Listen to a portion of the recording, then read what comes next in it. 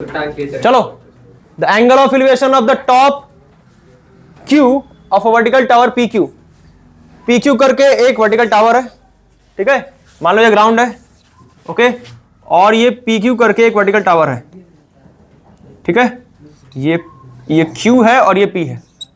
अब आगे सुनिए, कह रहा है angle of elevation of the top Q. Q वाला जो पॉइंट है वो टॉप पर है और उसका एंगल ऑफ एलिवेशन कहां से from a point x on the ground is 60 degree, ठीक है। तो एक्स करके कोई पॉइंट है ग्राउंड पे और इस पॉइंट से इस पॉइंट क्यू का जो एंगल ऑफ एलिवेशन है वो कितना है, वो है 60 डिग्री, ठीक है भाई। At a point y 40 metre vertically above x, एक पॉइंट y है जो कि कहां है 40 मीटर वर्टिकली अबव, है ना, 40 मीटर ऊपर, ठीक है। तो 40 मीटर ऊपर हम कहीं यही मान लेते हैं जिसको, ये 40 मीटर हो गया और यहां पर पॉइंट है y। यहां से क्या कह रहा है, the angle of elevation is 45 degree. अच्छा, किसके एंगल ऑफ एलिवेशन की बात कर रहा है, जिस पॉइंट का एंगल ऑफ एलिवेशन, जिस पॉइंट के बारे में, मतलब जिस पॉइंट के एंगल ऑफ एलिवेशन के बारे में पहले बात हुआ था, अभी भी उसी के बारे में बात होगा। तो इस पॉइंट से Q का जो एंगल ऑफ एलिवेशन देखा गया वो कितना देखा गया, 45 डिग्री, ठीक है। इसको थोड़ा नीचे कर लेते हैं। ये Y करके पॉइंट है और यहां से एंगल ऑफ एलिवेशन देखा गया, वो कितना देखा गया, वो देखा गया 45 डिग्री। कितना देखा भाई, 45 डिग्री, ठीक है।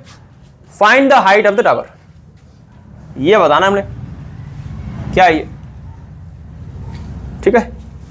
अच्छा, अगर ये QP है तो इस बीच में इसको क्या बोलते हैं हम, इसको R बोल देते हैं, ठीक है, और ये तो XY है। अच्छा बताओ, अगर ये 40 मीटर है तो ये भी 40 मीटर हो जाएगा, यहां से लेकर यहां तक ये भी कितना हो जाएगा 40 मीटर, RP कितना हो जाएगा 40 मीटर हो जाएगा। अब आपको क्या फाइंड करना है, आपको फाइंड करना है PQ। क्या फाइंड करना है, PQ, ओके। तो देखो दो ट्रायंगल दिख रहा होगा यहाँ पे, एक ट्रायंगल ये छोटा वाला, दूसरा ट्रायंगल ये बड़ा वाला, है ना। दोनों में क्या लगाओगे, tan लगा देना, ठीक है। तो आ जाओ पहले छोटे वाले ट्रायंगल में, इन ट्रायंगल QRY में लगा दो tan 45 डिग्री, tan 45 डिग्री क्या हो जाएगा, tan 45। इस ट्रायंगल में अगर हम लगाएंगे tan 45 तो क्या हो जाएगा, QR upon RY, QR upon RY।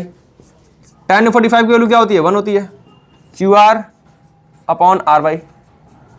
अच्छा, यहां से दिख रहा है ना, ये RY जाके यहां मल्टीप्लाई हो जाएगा तो QR और RY दोनों बराबर हो जाएंगे, है कि नहीं।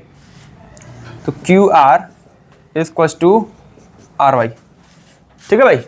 ये QR और ये RY क्या हो गए, दोनों बराबर हो गए। एक और चीज देखिए, ये RY और ये PX बराबर होगा ना, जैसे ये YX और ये RP बराबर हो गया, वैसे ही RY और PX क्या होगा, ये भी बराबर होगा, ठीक है। आइए अब आते हैं हम लोग दूसरे वाले ट्रायंगल में, इन ट्रायंगल QPX में क्या करेंगे, tan लगाइए, tan 60 डिग्री क्या हो जाएगा, ये हो जाएगा QP अपॉन PX। क्या हो जाएगा ये, QP अपॉन PX, ओके। आगे बढ़िए, tan 60 की वैल्यू √3। QP क्या है, QP कहाँ है, QP ये रहा। अच्छा, QP को क्या लिख सकते हैं, QR प्लस RP कर सकते हैं ना।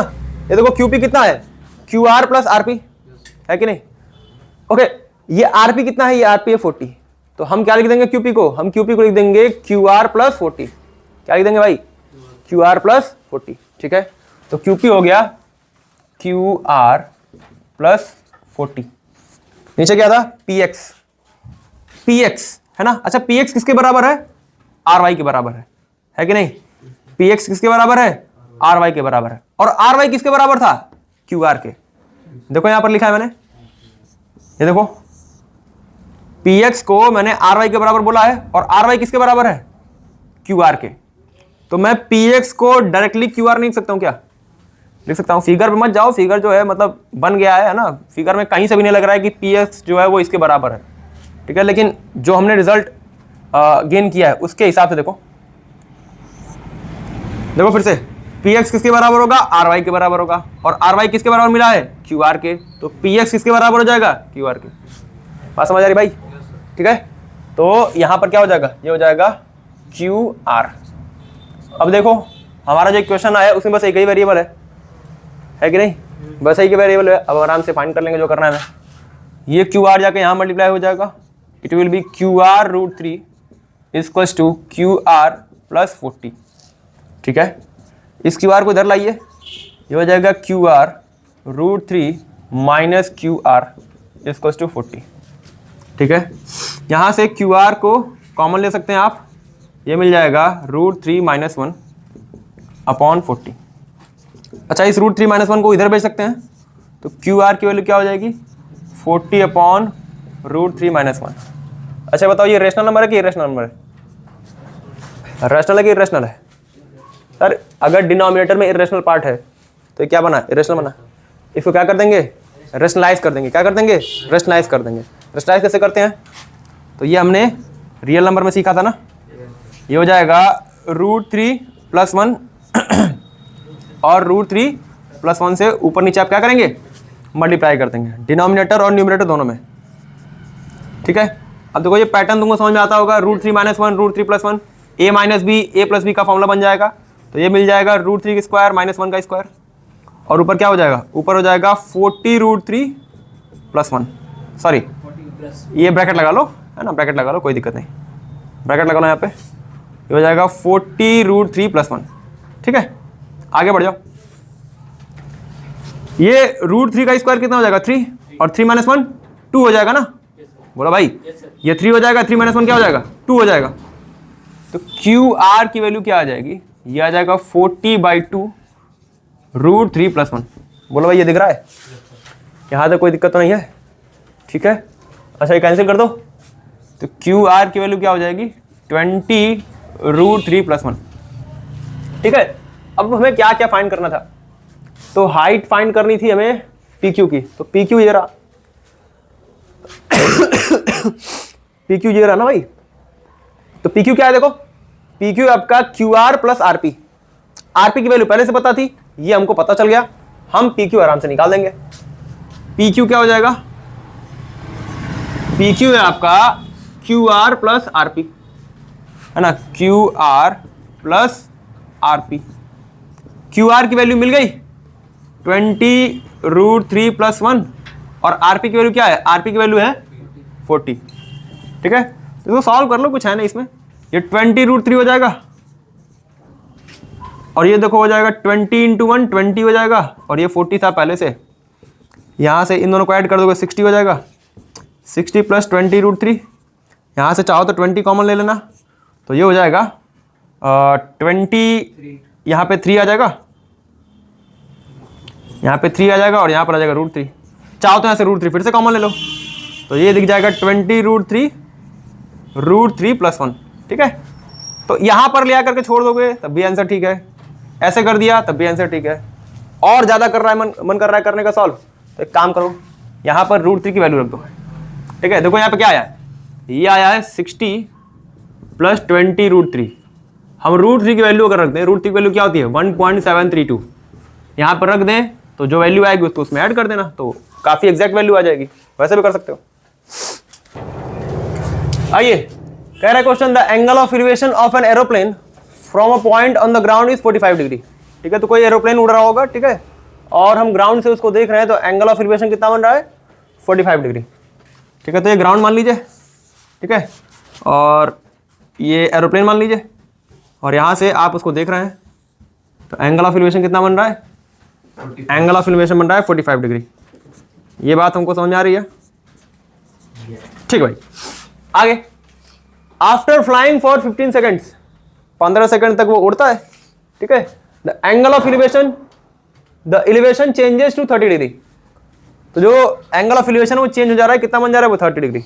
अच्छा ये बताओ, ये एरोप्लेन जो है वो इधर भी जा सकता है, इधर भी जा सकता है, 15 सेकंड उड़ना है ना, 15 सेकंड तो वो इधर भी उड़ सकता है, इधर भी उड़ सकता है, तो किधर जा रहा है कैसे पता चलेगा, तो एंगल ऑफ एलिवेशन देखो, एंगल ऑफ एलिवेशन 45 डिग्री से बन के क्या हो रहा है 45 डिग्री से 30 डिग्री हो रहा है। अगर एरोप्लेन इधर आएगा तो एंगल ऑफ एलिवेशन बढ़ेगा घटेगा? बढ़ेगा। तो 45 डिग्री से ज्यादा होगा, है ना, लेकिन 45 डिग्री से कम हो रहा है। इसका मतलब हमारा प्लेन इस डायरेक्शन में जा रहा है। तो 15 सेकंड तक मान लो कि यहां तक प्लेन उड़ा और यहां पर गया तो एंगल ऑफ एलिवेशन चेंज हो गया। कितना बन गया एंगल ऑफ एलिवेशन? 30 डिग्री बन गया। ठीक है, ये 30 डिग्री हो गया। ये 45 डिग्री है और ये 30 डिग्री। ठीक है, कोई दिक्कत नहीं। Okay, if the aeroplane is flying at a height of 2500 metres, अगर एरोप्लेन की हाइट कितनी है? 2500 मीटर। ग्राउंड से वो कितने हाइट पे उड़ रहा है? 2500 मीटर। ठीक है, तो ये भी 2500 और ये भी 2500। ठीक है भाई, find the speed of the aeroplane. तो स्पीड ऑफ द एरोप्लेन बताना है। अब स्पीड कैसे पता चलेगा? तो स्पीड का फॉर्मूला क्या होता है? स्पीड का फॉर्मूला होता है डिस्टेंस अपॉन टाइम। अच्छा, डिस्टेंस कितना ट्रेवल किया उसने? सर इस पॉइंट से इस पॉइंट तक। कौन बोला 2500? पागल हो क्या? हाइट बोला है। Height of the tower is, height of the tower कह रहा हूं, height of the aeroplane. Height of the aeroplane कितनी है? वो है 2500। ठीक है, 2500 ट्रेवल नहीं किया है वो। ओके, ट्रेवल कितना किया है? तो देखो इस पॉइंट से इस पॉइंट तक गया है। अब इस पॉइंट से इस पॉइंट तक वो कितनी देर में गया? 15 सेकंड में। तो उसने 15 सेकंड में जो डिस्टेंस ट्रेवल किया है वही उसका डिस्टेंस है। ये 15 सेकंड में डिस्टेंस निकल जाएगा, 15 सेकंड से डिवाइड कर देंगे, हमें स्पीड पता चल जाएगी। बात समझ आ रही है क्या कह रहा हूं? ठीक है, अच्छा इसको ए बोल देते हैं, इसको बी बोल देते हैं, इसको सी बोल देते हैं, ये डी है और ये ई है। ठीक है, ये ट्रायंगल दिख रहा है, ये ट्रायंगल दिख रहा होगा और एक ट्रायंगल ये दिख रहा होगा। अच्छा ये बताओ, ये ए जो है वो सी डी के बराबर है कि नहीं? ए और सी डी क्या हो गए? बराबर हो गए। अगर मुझे सी डी पता चल जाएगा तो मुझे ए पता चल जाएगा। अगर मुझे सी डी पता चल जाएगा मुझे ए पता चल जाएगा। बिल्कुल पता चल जाएगा। तो आप क्या करेंगे फिर वही कि दो ट्रायंगल है ना, दो वेरिएबल निकलेगा। ठीक है, आप इसको देखिए, ए सी कितना है? ए सी है 2500 और ई डी कितना है? ई डी भी 2500। ये 2500 क्यों है भाई? क्योंकि ये क्या दिखा रहे हैं? ये हाइट ऑफ द एरोप्लेन दिखा रहे हैं और हाइट ऑफ द एरोप्लेन कितनी है? 2500, इसीलिए 2500 है। आइए, in triangle A C B, in triangle A C B, A C में क्या लगाएंगे? tan 45। क्या लगाएंगे भाई? tan 45। tan 45 लगा देंगे तो क्या हो जाएगा? देखो ये मिल जाएगा आपको ए सी अपॉन बी सी, ए सी अपॉन बी सी। अच्छा, tan 45 की वैल्यू 1, तो ये हो जाएगा 1 equal to A C upon B C. यहां से क्या मिल गया? ए सी और बी सी बराबर हो जाएंगे ना, ए सी इक्वल टू बी सी हो जाएगा, ए सी इक्वल टू बी सी हो जाएगा। बोलो भाई, यस सर। ये बात समझ में आ रही है? अच्छा, ए सी की वैल्यू कितनी है? एक मिनट, मैंने यहाँ पर ए सी की जगह पे ए ही लिख दिया है, ये ए सी होगा, है ना, ए सी और ई डी। अच्छा, ए सी कितना है? ए सी है 2500। ए सी कितना है? 2500, तो ये भी हो जाएगा 2500। ठीक है, अब आइए आप इस वाले ट्रायंगल में, इस ट्रायंगल में आइए। इस ट्रायंगल में अगर आप देखें तो आपको दिखेगा in triangle E D B, E D B, यहां पर लगाइए आप tan 30 डिग्री। ये हो जाएगा E D upon B D. ये पूरा बेस है भाई, इस ट्रायंगल में ये पूरा बी डी क्या है? बेस है। तो E D upon B D, E D upon B D. Okay, ये हो जाएगा 1/√3। कोई दिक्कत नहीं यहां तक। अच्छा, ई डी की वैल्यू कोई बताएगा मुझे? ई डी की वैल्यू कोई बताएगा मुझे? 2500। कितना है? 2500, है ना, 2500। चलिए, बी डी की वैल्यू कितना है भाई? बी डी कितना है? बी डी है B C plus C D. क्या है B D? B C plus C D. तो ये हो जाएगा B C plus C D. चलिए आगे चलते हैं। ये B C plus C D यहां लाइए। एक मिनट, ये बी सी की वैल्यू हमें पता है ना, ये कितना है? अभी निकला था, कहाँ गया? बी सी है आपका 2500 मीटर, तो ये 2500 मीटर हो जाएगा।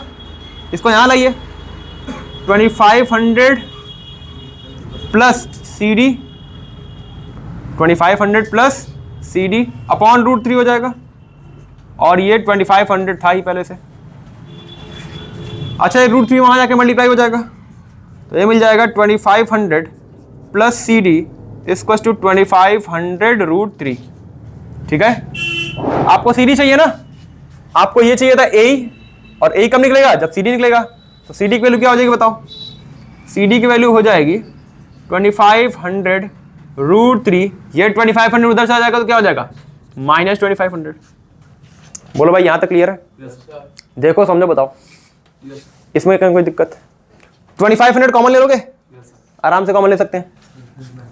तो सी डी क्या हो जाएगा? सी डी हो जाएगा 2500 रूट 3 माइनस 1। अच्छा, अगर सी डी 2500 है और 2500 रूट 3 माइनस 1 है, तो ए भी कितना हो जाएगा? ये भी हो जाएगा 2500 रूट 3 माइनस 1। ठीक है ना? मीटर है, मीटर, सेंटीमीटर थोड़ी होगा। अब क्या करना है? स्पीड बताना था। क्या करना था? स्पीड बताना था। तो बताओ स्पीड क्या हो जाएगा? स्पीड हो जाएगा डिस्टेंस अपॉन टाइम। यही है ना डिस्टेंस? डिस्टेंस कितना है? 2500 रूट 3 माइनस 1। और कितने देर में ये डिस्टेंस ट्रेवल किया गया? बताया क्वेश्चन में, कितने देर में डिस्टेंस ट्रेवल किया गया? 15 सेकंड। तो हो जाएगा 15। ठीक है, अब इसको सॉल्व कर लीजिए आप लोग। यहाँ पे 3 आ जाएगा, यहाँ पर 500 आ जाएगा, इसको आगे सॉल्व करना पड़ेगा। स्पीड जो है इसको 500 रूट 3 माइनस 1 और नीचे आ जाएगा 3। ठीक है, मीटर पर सेकंड किस में आएगा? मीटर पर सेकंड। ठीक है, अच्छा मान लो अगर यही क्वेश्चन वो कह देता किलोमीटर पर आवर में बताओ, तो क्या करते? किलोमीटर पर आवर में बोलता तो क्या करते? तो भाई मीटर पर सेकंड में अगर क्वेश्चन, मतलब मीटर पर सेकंड में आपकी स्पीड है और उसको अगर किलोमीटर पर आवर में बोलता है तो क्या करते हैं हम लोग? 18/5 से मल्टीप्लाई कर देते हैं। किससे मल्टीप्लाई करते हैं? 18/5 से। फिजिक्स में पढ़ाया गया होगा, नहीं पढ़ाया गया तो देख लीजिए। ये आपका किलोमीटर पर आवर आ जाएगा। ठीक है, सॉल्व करना पड़ेगा आगे। बंद कर दो।